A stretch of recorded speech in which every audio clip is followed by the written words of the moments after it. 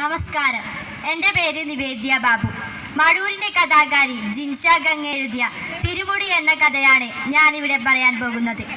ചോന്നമലയുടെ ഉച്ചിയിൽ നിന്ന് താഴോട്ടിറങ്ങുന്ന കതിവന്നൂർ വീരൻ്റെ തോറ്റമ്പാട്ട്. ചെമ്മരപ്പെരുവണ്ണാൻ്റെ കുടിയിൽ നിന്നാണത്. നട്ടുച്ചയ്ക്ക് കതിവന്നൂർ വീരൻ്റെ തോറ്റം ചൊല്ലുകയാണ് ചെമ്മരപ്പെരുവണ്ണാൻ. പെരുവണ്ണാൻ എന്ന രാവിലെ കോട്ടത്തുനിന്ന് കൊടിയില വാങ്ങിന നട്ടുച്ചയ്ക്ക് തോറ്റൊക്കെ ചൊല്ലുന്നുണ്ടല്ലോ. അതിപുലർച്ചെ ഏറി വെച്ച കള്ള് ചാപ്പിൽ കൊണ്ടിക്കൊടുത്ത് വയറു നിറയെ ചാക്കണയം കഴിച്ച് ചന്തയിൽ നിന്ന് സാധനങ്ങൾ വാങ്ങിക്കൊണ്ട് ചോന്നകുന്നിറങ്ങി വരുന്ന കേളുവാണ് ചോദിച്ചത്. ചോന്നകുന്നിന്റെ താഴെ വയലിന്റെ ഓരത്ത് താമസിക്കുകയാണ് കേളു. കേളുവിന്റെ ചോദ്യം കേട്ട് ചെമ്മരപ്പെരുവണ്ണാൻ ഉറക്കെ ചിരിച്ചു. എന്നിട്ട് പറഞ്ഞു, നട്ടുച്ചയ്ക്ക് ഉച്ചില് നക്ഷത്രം കാണിച്ചിട്ട് കൊടുത്തില്ലേ മാക്കത്തിന്, അതുപോലെ പെരുവണ്ണാനൊന്ന് ഉച്ചത്തോട്ടൊന്ന് ചൊല്ലട്ടെൻ്റെ കേളുവേ. പെരുവണ്ണാൻ അങ്ങനെയാണ്. ഏത് കാര്യം പറയുമ്പോഴും ഏതെങ്കിലും ഒരു തെയ്യക്കുളത്തിന്റെ പേരോ കഥയോ കൂട്ടിച്ചേർക്കും. ഏതോ ഒരു തുലാമാസത്തിലാണ് വണ്ണാതി പെരുവണ്ണാനെ പെറ്റിട്ടത്. അതിനെക്കുറിച്ച് ചോദിച്ചാൽ അയാൾ ഇങ്ങനെ പറയും, എൻ്റെ അമ്മ 10 പെറ്റിന്, നമുക്ക് മുലപ്പാല് തീരെ ഉണ്ടായിട്ട, പെറ്റതെല്ലാം പാല് കിട്ടാണ്ട് വയ്യ ചത്തു. ചത്തേറ്റിങ്ങളെ അച്ഛൻ കുടീൻ്റെ വൈബത്തെ മണ്ണിൽ കുഴിച്ചിട്ടു. 10ാമത് ചത്തപ്പോ ഇനി ഞാൻ പെറൂല കാവിലമ്മേ എന്ന് കാവിൽ പോയിട്ട് സത്യം ചെയ്തു.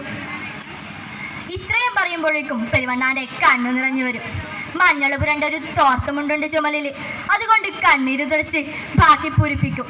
വിചാരിക്കാണ്ട് എന്നെ വയറ്റി കിട്ടിയപ്പോ കുന്നുംപുറത്തെ തെയ്യത്തിന്റെ അന്ന് രക്തചാമുണ്ടി അമ്മന്റെ തലയെ തൊട്ട് പറഞ്ഞിനി, സൽഗുണപുത്രനാണ് നീ ജന്മം കൊടുക്കാൻ പോകണേന്ന്.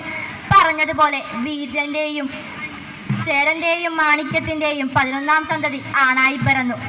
ചെമ്മരൻ പിറന്ന ശേഷം അമ്മക്ക് മുലപ്പാല് ധാരാളം ഉണ്ടായിനി. പക്ഷെ അത് കുടിക്കാനുള്ള ഭാഗ്യം ചെമ്മരനുണ്ടായിട്ടില്ല.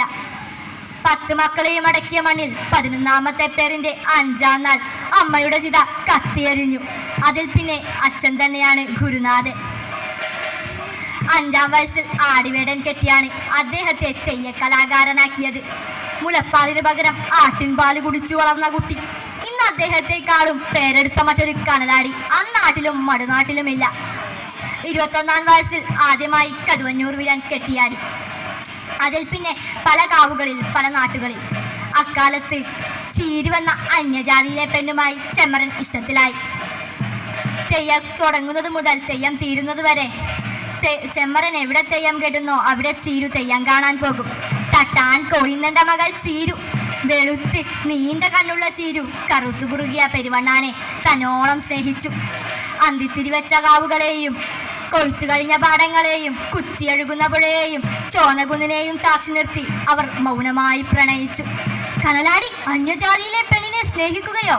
വിവരമറിഞ്ഞ കോരപ്പെരുവണ്ണാൻ രൗദ്രഭാവത്തോടെ ഉറഞ്ഞുതുള്ളി. ആദ്യമായി കതിവന്നൂർ വീരൻ കെട്ടിയ കാവിന്റെ മുന്നിൽ വെച്ച് ചെമ്മരനെ കൊണ്ട് സത്യം ചെയ്യിച്ചു. ഇനി മേലാല് ചീരുവിനെ കാണൂല, മിണ്ടൂല, മറന്നേക്കാന്ന്. വീരനെയും ഭഗവതിയെയും തൊട്ട് നീ സത്യം ചെയ് ചെമ്മര. പറഞ്ഞതുപോലെ ചെമ്മരൻ സത്യം ചെയ്തു. പിന്നീട് ചെമ്മരൻ ഒരു പെണ്ണിനെയും കൂടെ കൂട്ടിയില്ല. മരിക്കുമ്പോൾ കോരപ്പെരുവണ്ണാന്റെ സങ്കടവും അതായിരുന്നു. കാലാന്തരെ ചെമ്മരൻ ചെമ്മരപ്പെരുവണ്ണാനായി. പെരുവണ്ണാൻ തെയ്യം കെട്ടിക്കഴിഞ്ഞാൽ നാട്ടാർക്കത് തെയ്യം തന്നെ. അത്രയ്ക്ക് ഉത്തമമായ നാവുരിയാട്ടമായിരുന്നു അദ്ദേഹത്തിൻ്റെത്. ഒരു മേടമാസത്തിൽ പട്ടും വളയും തൻ്റെ കുടിയിലെ ഞാലിൽ വെച്ച് തെയ്യക്കാവുകളിൽ നിന്ന് അദ്ദേഹം വിടവാങ്ങി.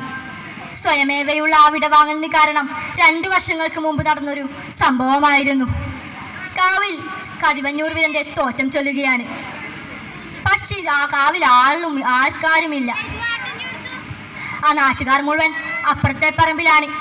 കമ്മറ്റിക്കാർ അവിടെ പരിപാടി വച്ചിരിക്കുകയാണ്, ഗാനവേളയും മറ്റും. കണ്ണീരോടെ വീരന്റെ തോറ്റം ചൊല്ലുമ്പോൾ തമിഴും തെലുങ്കുമൊക്കെ കൂടിക്കലർന്ന ഏതോ പാട്ടു കേൾക്കാം. തോറ്റം കേൾക്കാൻ വന്ന കാവിലെ ഭഗവതി നിറഞ്ഞ കണ്ണോടെ കാവിന്റെ അകത്തേക്ക് തന്നെ തിരിച്ചു പോകുന്നത് പോലെ പെരുവണ്ണാന് തോന്നി. ശബ്ദമിടറി, തോറ്റം തെറ്റി. പിറ്റേത്തെ തെയ്യവും അങ്ങനെ തന്നെ. നാട്ടാർ മുഴുവൻ പറമ്പിലാണ്. പ്രായം ചെന്ന ചിലർ കരഞ്ഞുകൊണ്ട് സങ്കടങ്ങൾ പറയുന്നു. അവരുടെയൊക്കെ കണ്ണീരും വാക്കുറ ചെയ്യുമ്പോഴും പെരുവണ്ണാന്റെ ഉള്ളിൽ വിങ്ങുകയായിരുന്നു. അന്ന് രാത്രി അദ്ദേഹത്തിന് തീരെ ഉറക്കം വന്നില്ല. താൻ ഇത്രയും കാലം തൻ്റെ പ്രാണനെ പോലെ കരുതിയ വ്രതാനുഷ്ഠാനങ്ങളും താനും തൻ്റെ തലമുറയും കരുതി വന്ന തെയ്യക്കോലവുമെല്ലാം താൻ കാരണം അതപ്പതച്ചു പോയല്ലോ എന്ന ചിന്ത ആ സാധുവൃതനെ ആഴത്തിൽ നീറ്റി. പിന്നീട് പെരുവണ്ണാൻ തെയ്യം കെട്ട് നിർത്തി. കേളുവേ, നിന്റെ മോൻ കുറേ പഠിച്ചതാണല്ലേ കേട്ടെ. ആ പണ്ടത്തെ തെയ്യക്കാർക്ക് പെൻഷൻ ഉണ്ടെന്ന് കേട്ടു. അതിൻ്റെ കുറേ പേപ്പർ ഓനെക്കൊണ്ട് ഇറക്കൊന്ന് നോക്കിപ്പിക്കണം. പിറ്റേന്ന് പെരുവണ്ണാൻ കേളുവിൻ്റെ വീട്ടിലെത്തി. ഭയഭക്തിയാദരത്തോടെ മകൻ പേപ്പറുകൾ വാങ്ങി. അകത്ത് TV വെച്ചിരിക്കുകയാണ്. തെയ്യത്തിലൂടെയാണ് വികൃതമായ വേഷമണിഞ്ഞ 2-3 പേർ എന്തൊക്കെയോ കാട്ടിക്കൂട്ടുന്നത്. മോനെ, ഇതേതാ തെയ്യം? എനിക്ക് തീരെ കണ്ണുപിടിക്കുന്നില്ല, മനസ്സിലാകുന്നില്ല. പെരുവണ്ണ, ഇത് തെയ്യല്ല, നമ്മുടെ കണ്ണൂർ വിമാനത്താവള പരസ്യത്തിൽ കാണിക്കുന്നതാ. പെരുവണ്ണാൻ്റെ ഉള്ളിൽ വിങ്ങിപ്പോയി. ആത്മാവിലുറങ്ങിയ തെയ്യക്കോലം ഈ ഒരു രൂപത്തിൽ കണ്ടതുകൊണ്ടാകാം അയാൾ പതുക്കെ ചോനകുന്നിറ കയറി.